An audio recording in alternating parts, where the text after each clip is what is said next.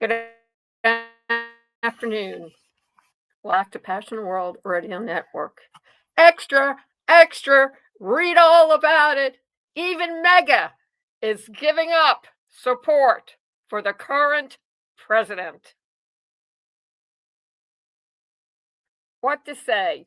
On this episode, Lest We Forget History, we're talking about the article that appeared in Alternet, which states quite firmly and out loud, written by Adam Lynch, October 24th, that even his ultra-conservative supporters have given up in disgust in supporting him.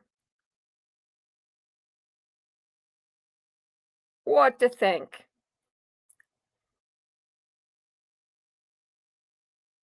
The current president and his handlers relied on Project 2025, and the architect of 2025, Russell Vought, hoped to downgrade democracy into a kingship like King Charles over in England, but is governed by a parliament, something Mr. President keeps on ignoring or forgetting.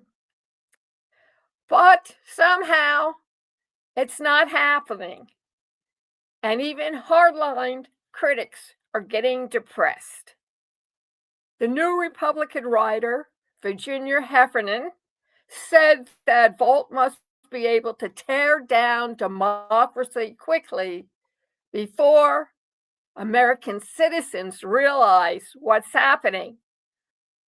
Unfortunately for Mr. President, he keeps getting stalled by courts, protests, and his own neurotic obsessions.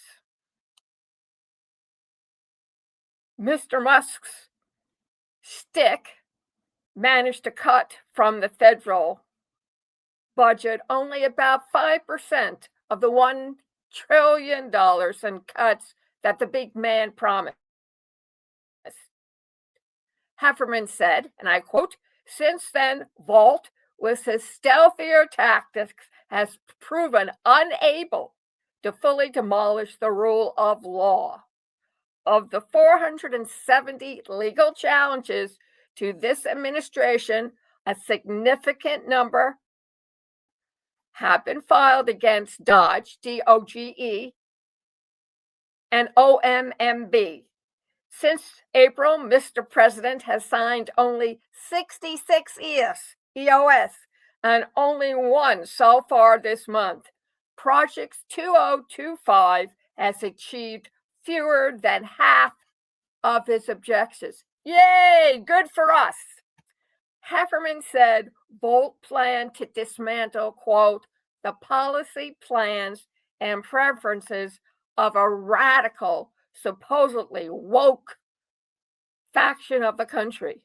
Once that cartel of wokeness was gone, Vought expected America to toss our hats in the air and embrace Mr. President as our king." Well, maybe, but this is a whole 250-year history of the policy no kings. Even George Washington refused to become a king after fighting for their independence from King George, quote, "the Mad King," unquote. However, he goes on to say, Heffernan, that this liberation by king keeps not happening in America. Instead, 6 in 10 Americans blame the Republicans for the shutdown, according to a new poll by the Associated Press NORC Center for Public Affairs Research. Mr. President's approval rating remains solidly underwater with the sharks and the orcas. The sharks and the orcas is my opinion, Heffernan said. Blogger and software developer Curtis Yarvin once told Politico he was excited about Vaught's willingness to, quote, impound, quote, money from Congress, thereby usurping its power of the purse. But these days, even Yarvin is getting discouraged. Yarvin believes that if democracy was going to yield to Mr. President's ocracy, it would have happened already. He's now demoralized by the administration's unwillingness to act more quickly or violently to wipe out democracy and the rule of law altogether. Earlier this month, he wrote dejectedly and complained of the FRICO extremists and that the Mr. President blew his energy on getting rid of one liberal judge when he should have been getting rid of the whole legal system and the whole philosophy of government. Okay, ladies and gentlemen, you now know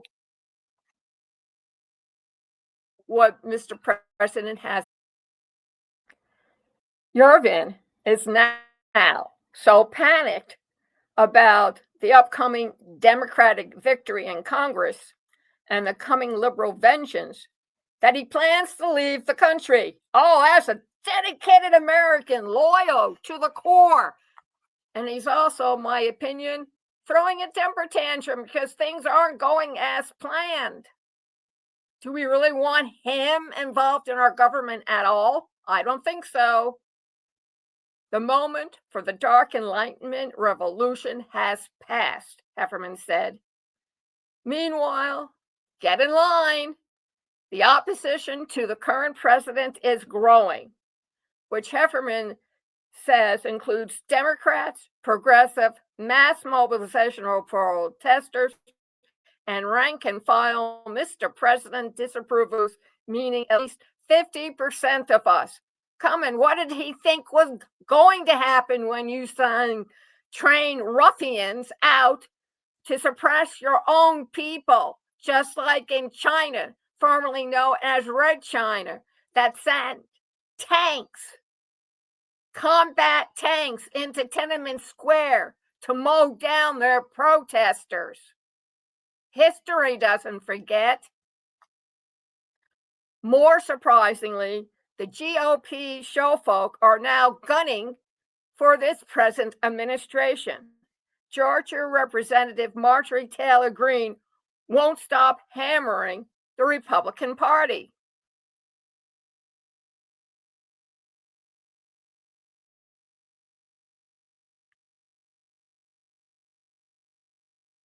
So, what do you make of this?